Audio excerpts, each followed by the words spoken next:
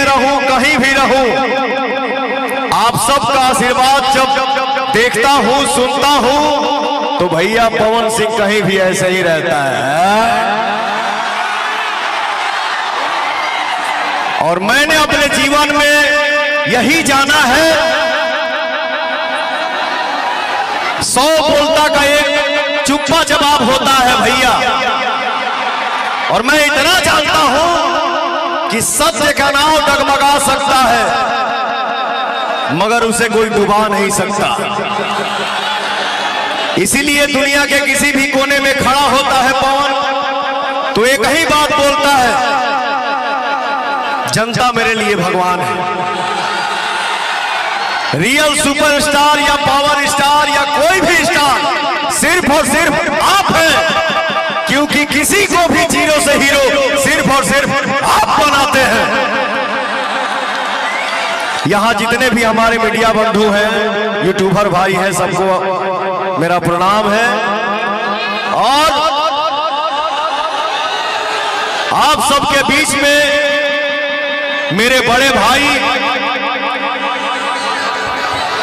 भगवान सिंह कुशवाहा जी हैं। भैया के हमार निशान व तीर छाप, तो हम तो अपने मटिया पे खड़ा बानी।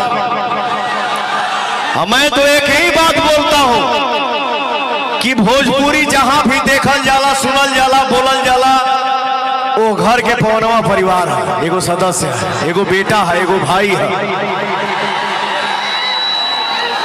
अपना पूरा भोजपुरिया एक परिवार है भैया। तो अपने बड़े भाई श्री भगवान सिंह कुशवाहा जी के लिए आप सबके बीच में पवनवा निहोरा करे आइल बा कि हे भैया, हे हमार चाचा, हे हमार आजी, हमार बाबा, हमार माता, हमार बहन, तीर छाप पर बटन दबा के और हमारे भगवान सिंह कुशवाहा भैया के भारी मत से आप लोग विजयी बनाओ जाओ भैया। देखा आज कितना बड़ा दिन बा, आज मंगलवार है, आज हनुमान जी के दिन है। तो भैया ए सभा में जे भी हमार भैया, चाचा, माता, बहन, हमार आजी आइल बाड़ू जा, फुआ आइल बाड़ू जा, केहू झूठ ना बोली, सब कोई अपने दिल पे हाथ रख के आज सच बोलेगा भैया। क्योंकि मुझे पता है, मुझे भरोसा है, मुझे विश्वास है कि हमारे बिहार की जनता, हमारे बिहार की मिट्टी एनडीए के साथ है,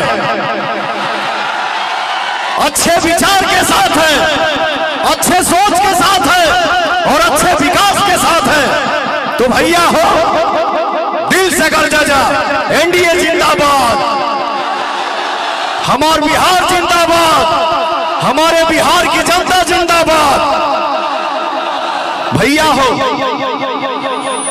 हम लोग कुछ साल पहले किसी के बीच में अगर हम लोग बैठते थे तो आपस में ही 2-4 लोग चर्चा करते थे कि कहो ये समाज में बैठल बानी जा, हमनी के भोजपुरी बोलल जाए कि हिंदी बोलल जाए, अंग्रेजी तो आवेला ना।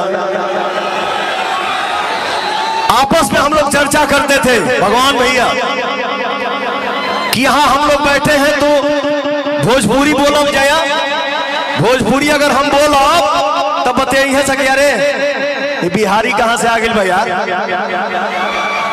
ये कहां से आ गया, ये कौन सा भाषा बोल रहा है। लेकिन भैया एनडीए सरकार में जो हमारे बिहार की विकास हुई है, हमारे हिंदुस्तान की विकास हुई है कि आज पवन सिंह ने एक रियलिटी शो किया जिस शो का नाम राइज एंड फॉल, उसमें सब लोग थे, लेकिन अपने बिहारी भाइयों के आशीर्वाद से उसमें पवन सिंह किस तरीके से था। कुछ भी हो जाए, हे बाबू, हे भैया, हेलो सर जी, नाम के आगे जी लगाओ, तो ये घमंड नहीं है, एक धागा को कोई भी तोड़ सकता है, लेकिन अपने मिट्टी पे हम लोग जो इतने परिवार हैं अगर इसको हम लोग ऐसे बांध ले तो कोई भी सोचेगा कि बिहारियों की तरफ देखना उचित होगा या नहीं होगा। तो भैया हम लोगों को ऐसे रहना है, हई मुट्ठी हमनी के मजबूत रही ना तो केहू ताके में अब बोले में सोची कि बोलूं कि नहीं बोलूं। तो भैया आज हम लोग ऐसे माहौल में हैं, ऐसे विकास में हैं कि आज के डेट में कहीं भी बैठते हैं तो गर्व से बोलते हैं कि आई एम बिहारी जी, मैं बिहारी हूं और मैं बिहार से हूं। भोजपुरी बोलीला, भोजपुरी सुने के बाद सुना, बुलावे का मतलब बुलाओ, इज्जत से बुलाओ, ना तो प्रणाम। आप हैं तो मैं हूं, मैं नहीं हूं, मैं जो कुछ भी हूं आप सभी का आशीर्वाद। ये नहीं कि मैंने मैं बोल दिया तो ये घमंड है। घमंड पता भी नहीं कि घमंड होता क्या है, लेकिन स्वाभिमान भी हर इंसान के होना अंदर बहुत जरूरी होता है। किसी भी इंसान के अंदर अगर स्वाभिमान ही नहीं है तो इंसान किस बात का। लेकिन सब होने के बाद हमारे अंदर संस्कार होना चाहिए, अपने से बड़ों का सम्मान करना चाहिए, अपने से बड़ों का आशीर्वाद लेना चाहिए। जे बोला था बोले था, बस हम यह कहा कि हमारे भगवान सिंह कुशवाहा भैया बहुत नेक दिल इंसान हैं, बहुत अच्छे विचार के इंसान हैं। आप सबके साथ हैं, हमारे साथ हैं, तो तीर छापे भैया बटन दबा के अपने भगवान सिंह कुशवाहा बेटा के भाई के तीर छाप पर बटन दबा के भैया भारी मतों से विजयी बनावा जाए। चलो पवन जी आई, आपको कई जगह जाना है, भाषण दीजिएगा। पावर स्टार पवन सिंह जी आप लोगों को संबोधित करेंगे और संबोधित करने के बाद आपको गाना भी सुनाएंगे।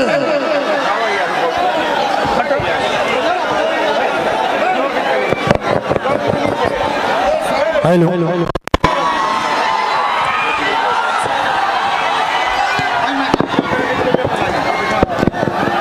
ठीक बात है, बढ़ाएगा। हेलो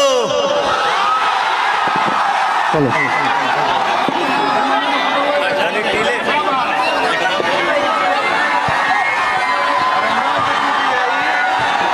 तनी ढीले दे दा, वजिया बैठल बा।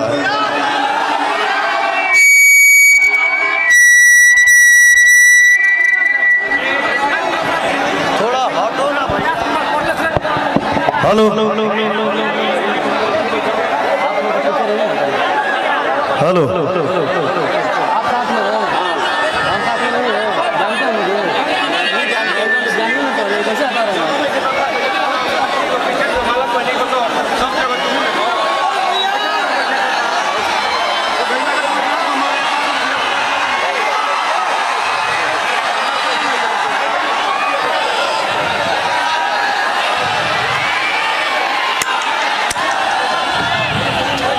मंच पे उपस्थित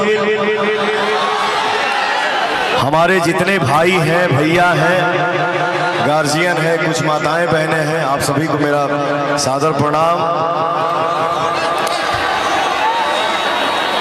और सबसे पहले भैया आज आप सबके पवनवा बाबू वीर कुंवर सिंह के धरती पे खड़ा हुआ। तो वीर कुंवर सिंह जी को मेरा नतमस्तक प्रणाम है। एगो ताली बजा दे जाओ।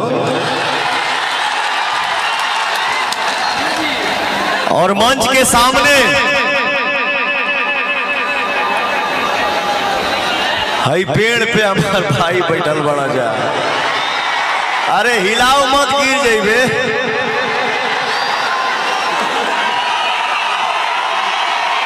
हमार परिवार, हमार समाज,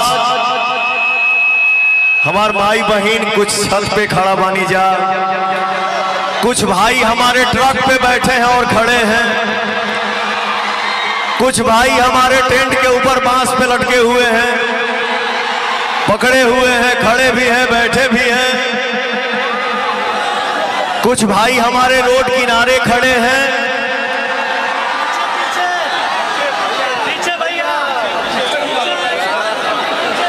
आप सबके पवनवा गोड़ छुके गोड़ लागता, एगो ताली बजा के आशीर्वाद दे दा जाए।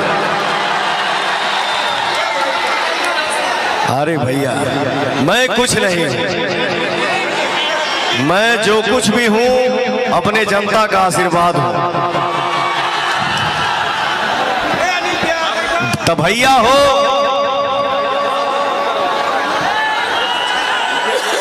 बहुत लोग बोली बोलता है, ये था, वो था, ऐसे था, वैसे था।